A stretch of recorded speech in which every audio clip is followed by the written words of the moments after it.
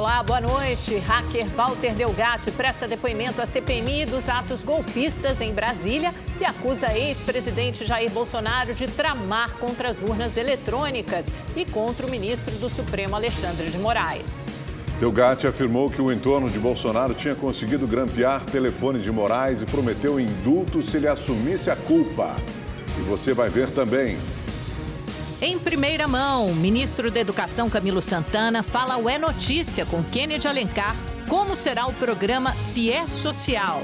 Mas vamos em breve lançar um novo FIES Social que vai garantir, por exemplo, financiamento de 100% do curso, que antes não podia. Iniciativa única do Brasil dá trabalho a presos em Águas Lindas de Goiás e a chance de sonhar com uma vida longe do crime. O hacker Walter Delgatti prestou depoimento hoje na Comissão Mista Parlamentar de Inquérito que investiga os atos antidemocráticos de 8 de janeiro. A sessão foi marcada por bate-boca entre parlamentares e revelações graves de Walter Delgatti. Em vários momentos, ele acusou o ex-presidente Jair Bolsonaro de tramar contra as urnas eletrônicas e contra o ministro do Supremo, Alexandre de Moraes. Durante depoimento, Delgatti confirmou que teve encontros com membros do governo federal no Palácio da Alvorada na gestão passada e disse que recebeu um pedido para invadir a urna eletrônica. Eles queriam que eu fizesse um código-fonte meu, não o oficial do TSE, e nesse código-fonte eu inserisse essas linhas que eles chamam de código malicioso, porque ele tem como finalidade enganar, como finalidade colocar dúvidas na eleição. Parlamentares governistas apresentaram parte de uma entrevista do ex-presidente em que ele anunciou que um hacker iria comprovar que a urna não seria segura. Segundo eles, a ideia era usar Delgatti, que tinha apoio de integrantes da esquerda, para tirar a credibilidade do sistema eleitoral. Eu vou comprovar semana que vem que essa não é as duas eleições de 2014. Como? O hacker veio aqui com gente que entende de informática, hacker do bem, né? Delgatti disse ainda que orientou técnicos do Ministério da Defesa na elaboração do relatório das Forças Armadas sobre a segurança das urnas eletrônicas. O documento levantou suspeitas sobre a segurança do sistema. Posso dizer hoje que, de forma integral, aquele relatório tem exatamente o que eu disse. Não tem nada menos, nada mais. O hacker ainda disse que, em conversa com Bolsonaro, ouviu que o entorno do presidente já havia conseguido grampear o ministro Alexandre de Moraes e que o presidente pediu para que ele assumisse a culpa. Segundo ele, eles haviam conseguido um grampo, que era tão esperado à época, do ministro Alexandre de Moraes. Segundo ele, esse grampo ele foi realizado já, que teria conversas comprometedoras do ministro e ele precisava que eu assumisse a autoria desse grampo. Delgatti disse que Bolsonaro prometeu proteção se ele colaborasse. A ideia ali era que eu receberia um indulto do presidente. Ele havia concedido um indulto a um deputado federal e como eu estava com o processo da spoofing à época e com as cautelares que me proibiram de sair à internet e trabalhar, eu visava a esse indulto e foi oferecido no dia. O hacker disse que foi contatado inicialmente pela deputada federal Carla Zambelli, que ofereceu um emprego na campanha de Bolsonaro. Ele reafirmou que recebeu cerca de R$40 mil da deputada para invadir sistemas da justiça e produzir um mandado de prisão falso contra o ministro Alexandre de Moraes. Fui eu. A deputada me enviou um texto pronto, eu corrigi alguns erros e contextualizei e publiquei a decisão. Mas quem fez o texto foi a deputada.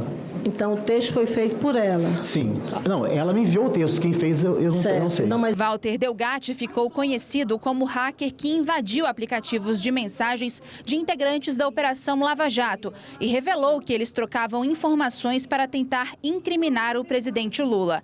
O vazamento das conversas ficou conhecido como Vaza Jato. Durante perguntas feitas pelo senador Sérgio Moro, ex-juiz da Lava Jato, o clima esquentou. Eu li as conversas de Vossa Excelência e li a parte privada e posso dizer que o senhor é um criminoso contumaz. Cometeu diversas irregularidades e crimes. O bandido aqui, desculpe, senhor Walter, que foi preso é o senhor. O senhor não foi preso porque ele correu a prerrogativa de força. O senhor foi condenado. O senhor é inocente como o presidente Lula, então, é isso? Solicito que haja respeito de ambas as partes. A reação ao depoimento foi imediata. Antes mesmo de a sessão na CPMI ser encerrada, políticos governistas e aliados ao ex-presidente Jair Bolsonaro comentaram as declarações de Walter Delgatti. Nas redes sociais, o advogado de Bolsonaro, Fábio Weingarten, perguntou se um presidente que sempre jogou dentro das 4 linhas pediria para fraudar as eleições e acusou Delgatti de mentir. Em nota, a senadora Carla Zambelli disse que as versões de Delgatti mudam com os dias e são mais um sintoma de que sua palavra não tem credibilidade. A deputada Gleice Hoffmann, presidente do PT, classificou o depoimento como gravíssimo e disse que ele revelou uma armação criminosa para fazer um código-fonte fake nas eleições. A relatora da CPMI disse que o cerco se fecha contra o ex-presidente Jair Bolsonaro. Eu diria que hoje os elementos apresentados a esta comissão nos dão fortes condições de, ao final, termos o indiciamento do ex-presidente Bolsonaro. Nós precisamos compatibilizar com as quebras que nós estamos defendendo que ocorra.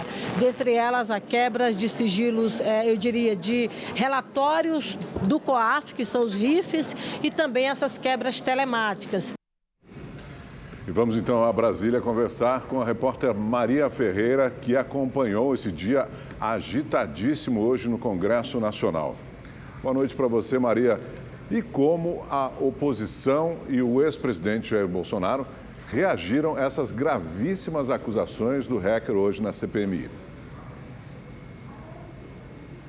Boa noite, Augusto, Amanda, a todos que nos acompanham. Dia muito agitado e a oposição tentou desqualificar o depoimento de hoje. Diante dessas graves acusações feitas por Walter Delgatti, o ex-presidente Jair Bolsonaro disse em uma entrevista que o depoimento é uma fantasia, mas confirmou que se encontrou com o Delgatti e que o encaminhou para o Ministério da Defesa. O senador Cid Gomes, que estava presidindo a CPMI no momento, disse que a assessoria da comissão vai pedir que Walter Delgatti seja incluído no programa de proteção às testemunhas. Ainda durante o depoimento de Delgatti, o presidente do Partido Liberal, Valdemar Costa Neto, reuniu a alta cúpula do partido para avaliar as declarações de Delgatti. Costa Neto confirmou, então, que se encontrou com Walter Delgatti, mas disse que foi apenas uma vez e a pedido de Carla Zambelli para discutir a fiscalização do processo eleitoral. E diante dessas novas informações, a Polícia Federal pediu, então, um novo depoimento de Delgatti para amanhã. Segundo a polícia, o hacker omitiu informações importantes no interrogatório de ontem e, por isso, eles querem esclarecimentos. Eu volto com vocês. Obrigada, Maria. Vamos direto conversar com o nosso comentarista de política, o Kennedy Alencar. Kennedy, acusações gravíssimas hoje, né? Um depoimento bombástico, acho que dá para separar essa CPMI em antes e depois do Walter Delgatti Neto. É claro que várias informações ainda precisam ser comprovadas, mas são tão sérias que a PF já o chamou amanhã para um novo depoimento. Queria saber com você, política e juridicamente, quais as consequências para Bolsonaro, seu entorno e os militares? Olá, Amanda. Boa noite para você, para o Augusto, para quem está nos assistindo. Amanda, você colocou bem. A CPI começou hoje, começou para valer. A Elisiane Gama disse, a Maria trouxe na reportagem, que vai propor um indiciamento. O que é isso? Claramente apontar o cometimento de crimes. O senador Randolfo Rodrigues disse que o Bolsonaro cometeu crimes cujas penas somadas dão 18 anos. Daí a gravidade. Para a CPI, é o depoimento mais forte até agora, foi bombástico e é grave. E a tentativa, Amanda, de desqualificar o hacker, dizendo que ele é criminoso, que ele é mentiroso, só piora a situação do ex-presidente Jair Bolsonaro e da Carla Zambelli. Em primeiro lugar, o que interessa é se há interesse público no que ele está falando. Há interesse público. 2, se ele pode provar o que ele está dizendo. Algumas provas ele já apresentou à Polícia Federal, vai voltar a depor amanhã, e a CPI propôs um acordo de delação premiada para ele. Está negociando isso com a CPI. 2, se ele é um criminoso e um presidente da República recebe um criminoso, e o filho do presidente, o Flávio Bolsonaro, admite que foi recebido e foi encaminhado ao Ministério da Defesa, é muito grave. Era um presidente da República tratando com um criminoso sobre a possibilidade de invadir a urna para criar um fato e tentar justificar um golpe de Estado, tentar roubar a eleição. Então é muito grave, Bolsonaro. Outra, é grave para os militares que se meteram a fiscais de urna. Portanto, qualquer hipótese aí é negativa para o Bolsonaro, para os militares e para os auxiliares dele. E teve coisa grave lá, Amanda. A senadora Damares Alves ameaçou o hacker, disse: a vida dá volta e a tua vida que está em risco. Depois ela recuou. Então a CPI pediu que o hacker seja incluído no programa de proteção à testemunha, porque é grave a acusação que ele faz e foi grave uma senadora agir assim em relação a ele. Ele conta que o Bolsonaro propôs indulto, pediu para assumir um suposto grampo que seria feito contra o Alexandre de Moraes. A gente lembra daquela conversa com o senador Marcos Duval e com o Daniel Silveira, ex-deputado, para tentar gravar o Alexandre de Moraes.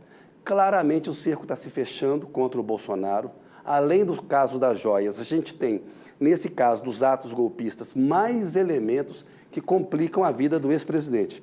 E por último, Amanda, eu ressaltaria que a situação da Carla Zambelli, que está sendo jogada ao mar, está incomodando pessoas próximas à deputada. Aqui em Brasília, há um rumor de que ela está indo ao limite na defesa do Bolsonaro, mas ela está muito se complicando no caso e que poderia se voltar contra o ex-presidente. Porque aí não foi a Zambelli que quis contratar o hacker, que deu dinheiro para o hacker. Deu em benefício de alguém. Quem é o maior interessado em tentar fraudar a urna eletrônica?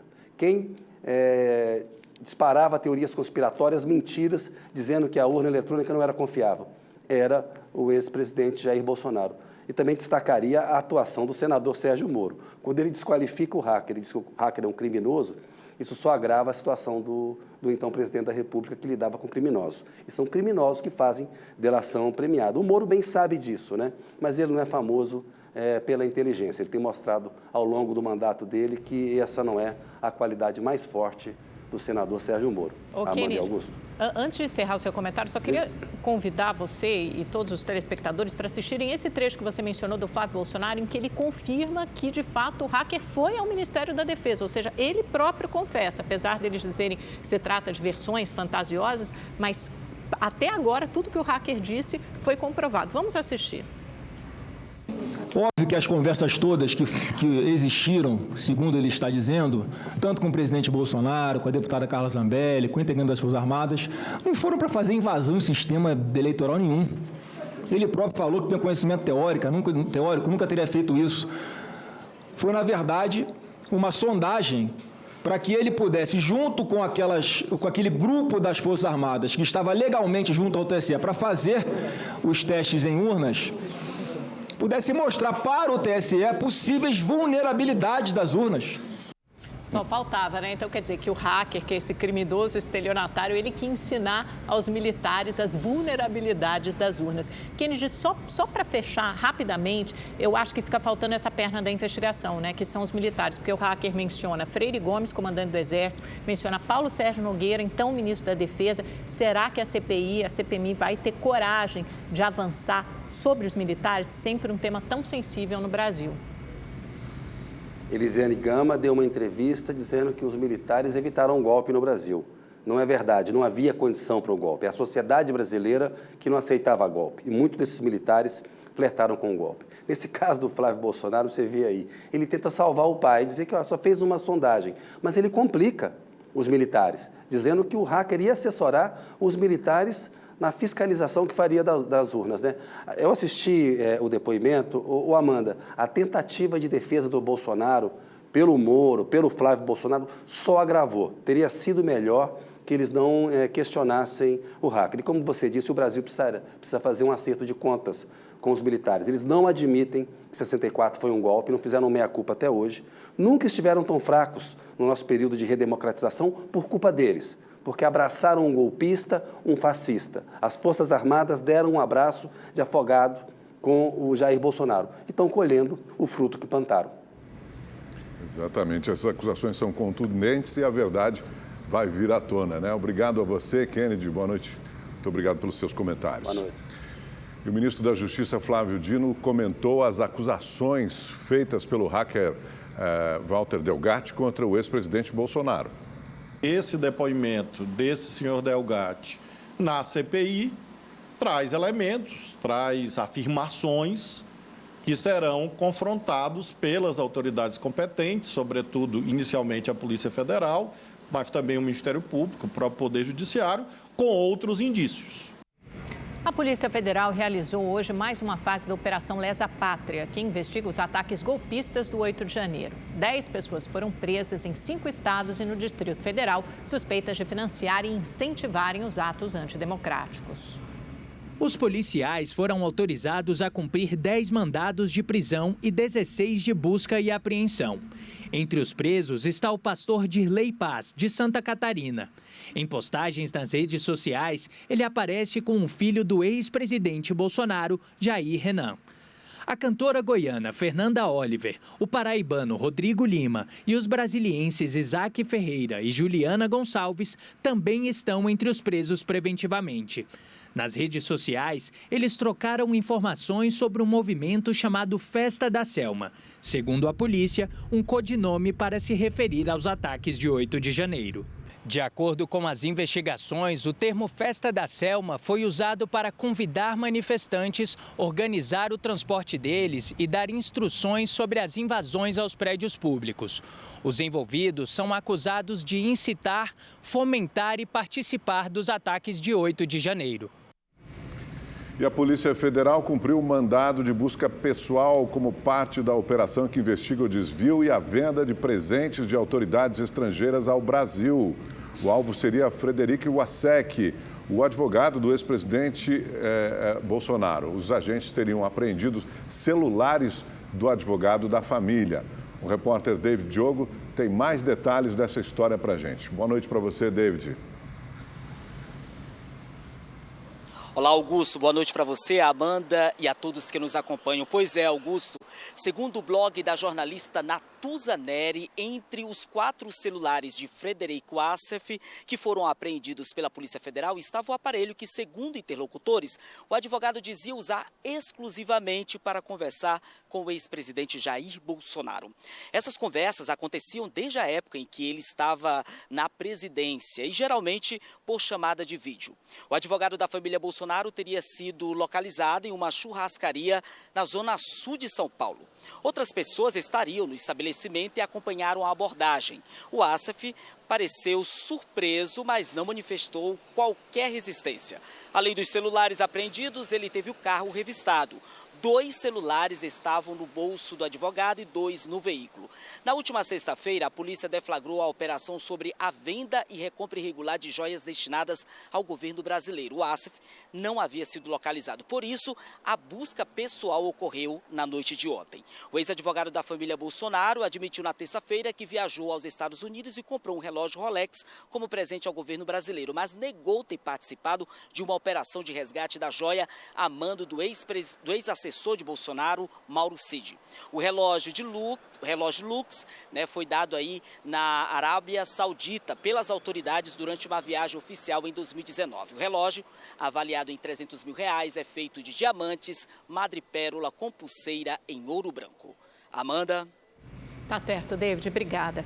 O presidente Lula e o presidente da Câmara, Arthur Lira, se reuniram ontem à noite. O encontro reservado aconteceu na residência oficial da presidência da Câmara e não foi divulgado nas agendas oficiais de nenhuma das duas autoridades.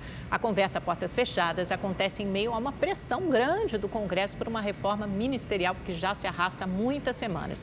Esse foi o segundo encontro entre Lula e Lira nas últimas semanas. E pelo que eu conversei e consegui apurar, nessa reunião foram oferecidas 2 pastas para o PP, de Arthur Lira, o Progressistas, e para o Republicanos. Os ministros já são dados como certos, André Fufuca, do PP, e Silvio Costa Filho, do Republicano. Só que as pastas oferecidas, a de portos e aeroportos e a recriação da pasta de pequenas e microempresas, não ficaram a contento do PP. O Republicanos topou a pasta de portos e aeroportos, mas o PP quer mais, foca na pasta do Ministério do Desenvolvimento Social, uma pasta muito cara ao PT, porque é a pasta que abriga o Bolsa Família. Portanto, o Lula levou uma proposta, o Lira fez uma contraproposta e agora o Lula tem que voltar ao Palácio do Planalto, se reunir com seus ministros para pensar no que fazer para contemplar os parlamentares nessa reforma ministerial.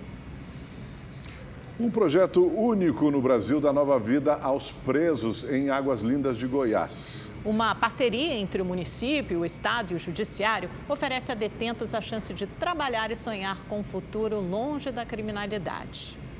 O orgulho de vestir um uniforme de trabalho na prefeitura e receber um salário é o sentimento comum dos 29 reeducandos do projeto Trilhando o Novo Caminho, na cidade de Águas Lindas de Goiás. Daqui para frente, cabeça erguida, não tem que andar com vergonha nem de cabeça baixa de modo algum, porque a gente faz parte da sociedade e é um novo destino, um novo rumo na nossa vida. A iniciativa é uma parceria entre o município, o Estado e o Judiciário. Uma mente que se abre a uma nova ideia, ela jamais volta a ser a mesma. Então, nós buscamos com esse projeto abrir a mente do reeducando e mostrar para ele que é possível sim ele voltar à sociedade com um trabalho digno e que o trabalho vai trazer todos os meios para a sua própria subsistência sem precisar buscar alternativas no mundo do crime. A mente da gente abre mais, já amadurece mais, né? Começa a ver a vida de uma forma diferente. O uniforme amarelo é para os presos do regime fechado, o azul para os que estão no semiaberto e no aberto. A Secretaria Municipal de Políticas de Alternativas Penais é única no país e é ela que coordena esse trabalho. Águas Lindas, por um tempo, ela foi tajada como a cidade mais violenta, né? Pode-se dizer, da América Latina, do Brasil, a primeira cidade mais violenta. E hoje está sendo uma cidade que mais se destaca no projeto de ressocialização. Todos os participantes são da unidade prisional da cidade e respondem por crimes como tráfico de drogas. O projeto piloto quer alcançar 300 presos até o fim do ano. Nós pretendemos fazer 5 salas de aula curso técnico, 5 salas de aula curso profissionalizante e o galpão com as oficinas. Ali nós pretendemos pegar essas pessoas, qualificar e voltar eles para o mercado de trabalho. Para participar, é preciso ter bom comportamento e desejo de ressocialização. Eles trabalham das 8 da manhã às 5 da tarde, sempre com escolta. As atividades incluem revitalização de quadras esportivas e praças. Essa estava há 18 anos sem uma reforma.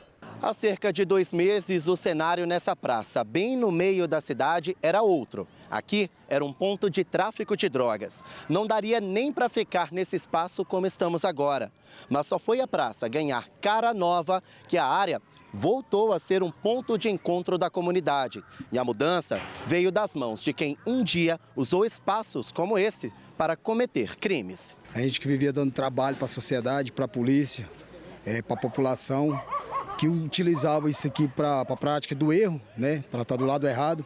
Hoje em dia a gente está do lado certo e contribuindo para ajudar para deixar esse lugar um ambiente mais agradável e bonito. Eles aceitando essa segunda chance do projeto já mostram a confiança que eles querem voltar atrás, né? Que querem se remir do que fizeram. O pessoal passa aí, fala conosco que está ficando bom, está gostando. Então a sociedade tem nos abraçado nesse projeto. E tenho visto que elas têm nos olhado de uma forma diferente.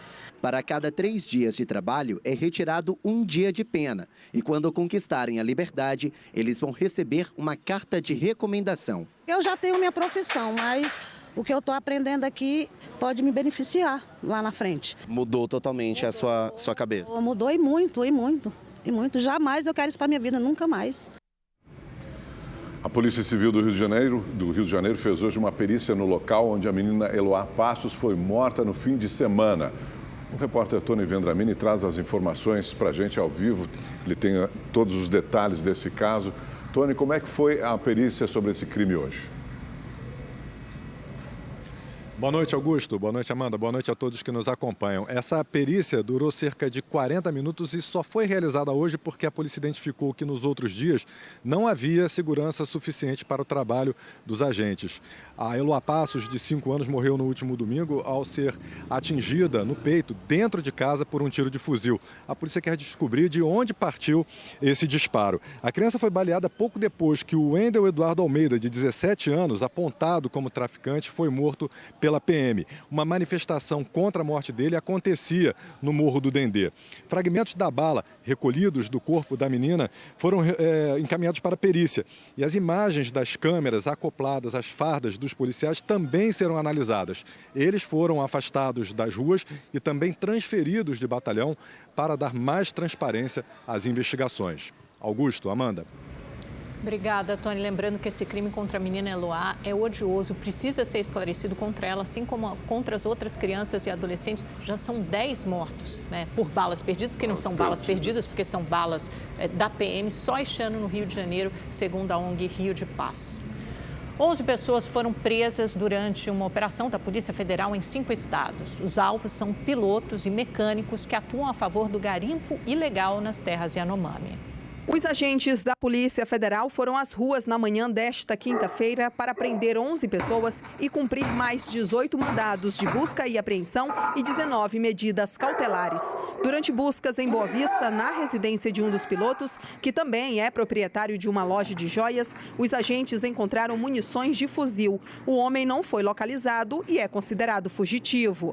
Ainda de acordo com a PF, 5 aeronaves foram apreendidas, entre helicópteros e aviões bimotor. Foram cumpridos mandados nos estados de Roraima, Goiás, Pará, São Paulo e Rio de Janeiro. Houve ainda a determinação do bloqueio de cerca de 308 milhões dos investigados. As investigações da Polícia Federal apontam que o grupo criminoso se dividiria em 4 núcleos, sendo o primeiro responsável pelo financiamento das atividades garimpeiras ilícitas na terra indígena Yanomami, o segundo por esquentar o minério, o que no jargão da Polícia Federal significa passar um verniz de ilegalidade para facilitar o contrabando, o terceiro integrado por pilotos e o último seria responsável pela manutenção das aeronaves utilizadas nos crimes. O inquérito policial indica que a estrutura de aeronaves e logística utilizada pelo garimpo ilegal seria compartilhada para a prática de outros crimes, inclusive o tráfico de drogas. Além dos 33 alvos da operação desta quinta, o inquérito apura ainda o envolvimento de mais 36 suspeitos, totalizando 69 investigados, entre pilotos, mecânicos e empresários financiadores dos crimes. A polícia de Mato Grosso do Sul prendeu o homem apontado como o assassino do jogador Hugo Vinícius Scuni Pedrosa. Ele estava escondido em uma casa alugada pela própria família no município de Iguatemi. O atleta de 19 anos desapareceu na madrugada do dia 25 de junho, após sair de uma festa e ser deixado por amigos próximo à casa da ex-namorada. Para a polícia, o jogador apareceu na casa dela e foi executado no local. Após 7 dias, partes do corpo de Hugo foram encontradas no rio Iguatemi em 7 quedas. A ex-namorada dele também está presa. O Supremo Tribunal Federal formou maioria para tornar obrigatória a criação do juiz das garantias no país. Vamos ao vivo a Brasília com Franci Rodrigues, que tem as informações sobre essa notícia, né? Boa noite, Franci. Prazer falar com você. Um julgamento já se arrastava há algum tempo, finalmente formou-se uma maioria. Boa noite, Amanda, Augusto, a todos que nos assistem. Exatamente, formou maioria pela obrigatoriedade de adoção do sistema em todo o Brasil. Mas o relator da ação, o ministro Luiz Fux, entendeu que cabe ficar a critério dos tribunais adotar ou não o sistema, porque ele defende que a obrigatoriedade pode, de alguma forma, causar um impacto tanto no orçamento quanto na estrutura dos tribunais. Mas a maioria entendeu diferente. Bom, o juiz de garantia é aquele que atua enquanto o inquérito penal está em andamento e a função dele é garantir todos os direitos fundamentais do investigado. A partir desta fase, o caso é encaminhado para um outro juiz. Apesar da formação de maioria hoje pela obrigatoriedade da adoção do sistema, o julgamento ainda não foi finalizado. Deve ser concluído numa outra data ainda não definida. Amanda, Augusto. Obrigado, Franci.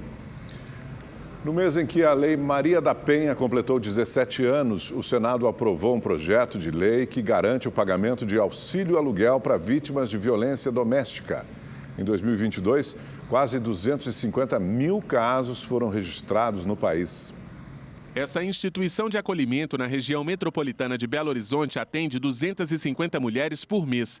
Muitas resistem em sair de casa por causa da dependência financeira. O sujeito esconde o documento da própria mulher, o sujeito fecha a porta, o sujeito tira a chave do carro, ela fica sem propriedade nenhuma para conseguir sair dos auspícios dele. O projeto de lei aprovado hoje no Senado vai ajudar as mulheres que enfrentam esse tipo de situação.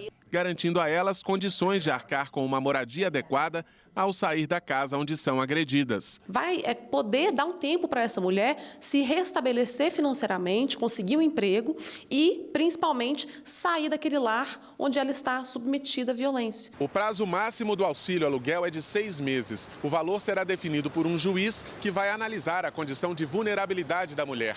A lei prevê também que o benefício vai ser financiado por estados e municípios com recursos da área de assistência social. O projeto segue agora para a sanção do presidente Lula.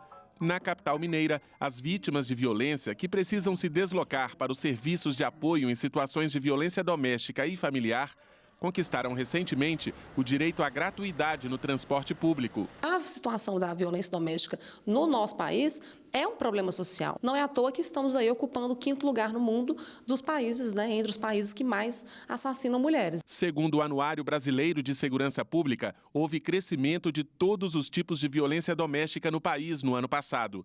Os registros de feminicídios aumentaram 6% em relação a 2021 e as tentativas cresceram quase 17%. Mais de 245 mil mulheres foram agredidas.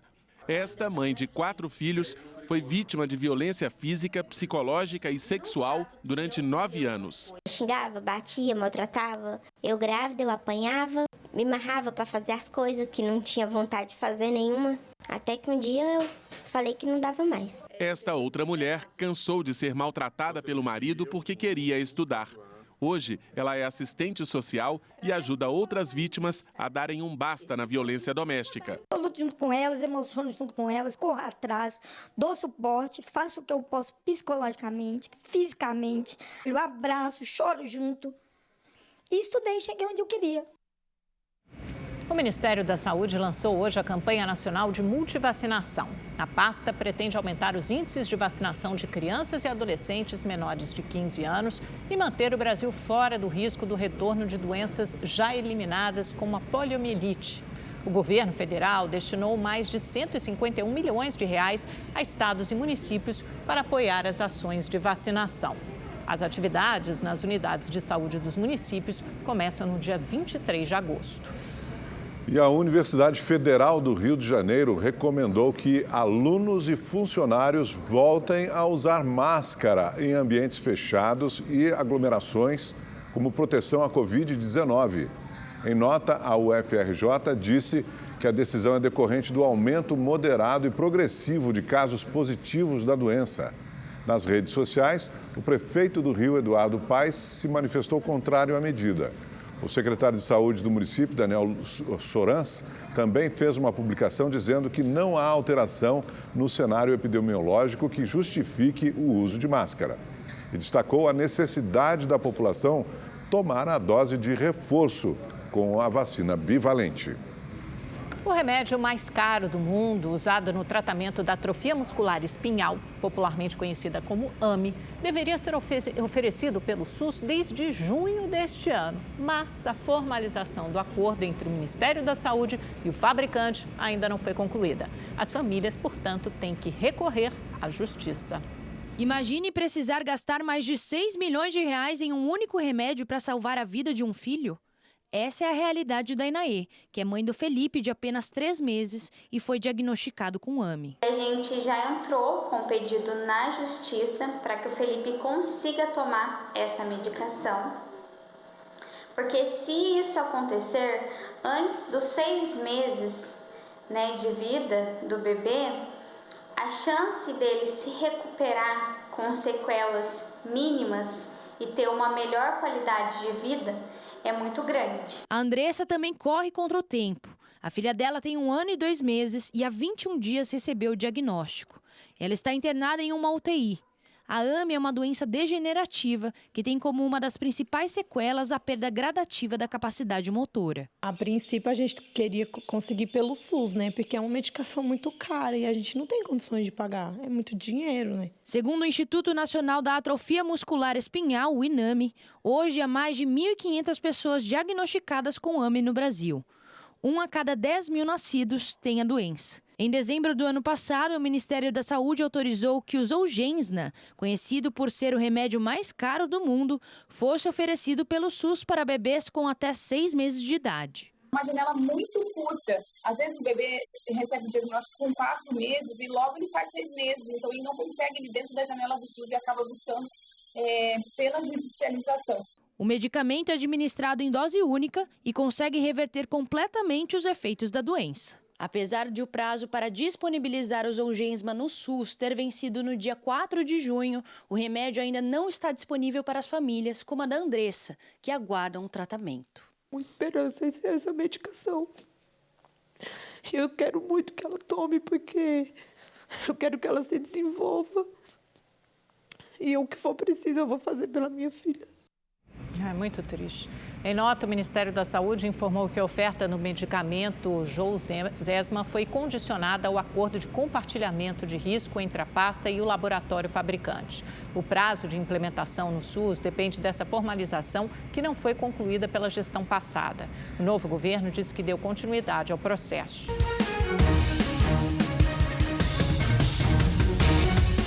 No programa É Notícia, que vai ao ar hoje, às 11h45 da noite, o jornalista Kennedy Alencar entrevista o ministro da Educação, Camilo Santana. Durante a entrevista, o ministro falou em primeira mão como será o FIES social. Nós vamos lançar, porque isso é uma discussão que precisa ser feita com a Fazenda, que é o FIES social, que estou dizendo, inclusive, agora em primeira mão aqui para você. Então, vai ser uma das medidas importantes, que vai ser a renegociação. Nós vamos prorrogar renegociações das dívidas dos alunos. Estamos redesenhando o programa, porque, inclusive, não havia nem muitas vezes as informações. Porque, às vezes, tem uma pessoa que não paga porque não pode, mas tem pessoas que não pagam porque não querem. Né?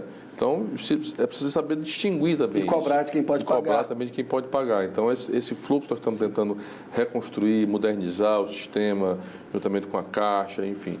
Mas vamos em breve lançar um novo FIES social que vai poder garantir, por exemplo, financiamento de 100% do curso, que antes não podia, hoje não pode. Renegociação e será criada uma modalidade de 100% de financiamento. 100%, garantir também que só tem direito ao FIES quem faça o exame do Enem.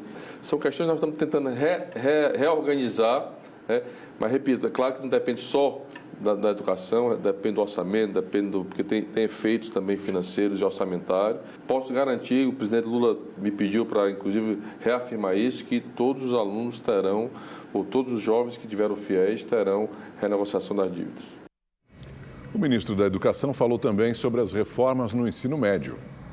80% dos alunos que foram consultados querem ensino técnico, por exemplo. Então, a importância de focar no ensino técnico. A reclamação da infraestrutura das escolas. Houve também uma demanda importante, que nós vamos agora, inclusive, o presidente quer lançar um programa ainda esse ano, que é uma espécie de bolsa-poupança para o jovem no ensino médio.